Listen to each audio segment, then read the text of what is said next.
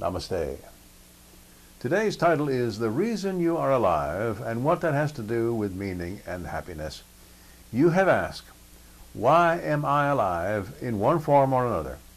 That question, the answer has to do with what you do with meaning and happiness.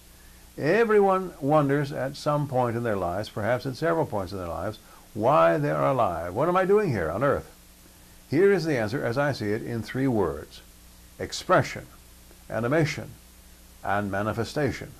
That these 3 words rhyme is fortunate. We need to start with what many name God. Now please drop all baggage you may be carrying that contains the term God.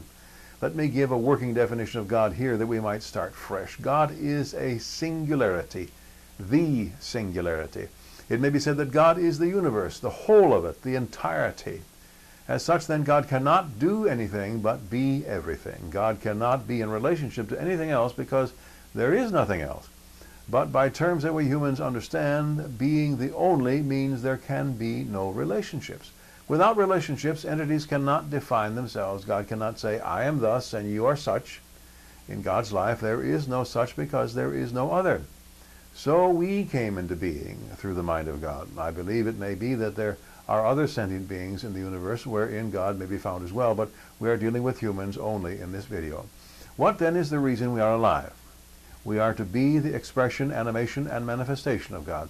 We give what we term as life to God. We can be in relationship to other things and beings.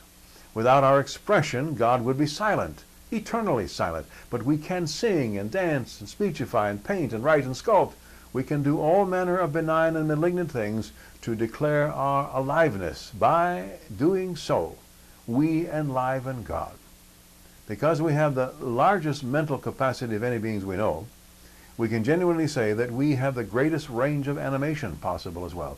We can be the most alive of all the species on this earth.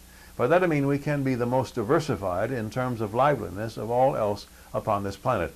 In our dancing and speechifying, etc., we give the widest range of possibilities. Because we have this potential, it behooves us to demonstrate it as best we can. We do not yet know the limits of our possibilities. We are also the most manifesting creatures that we know. Because God is the singularity, God cannot manifest or be incarnate outside of itself, for there is no outside of itself when it comes to God.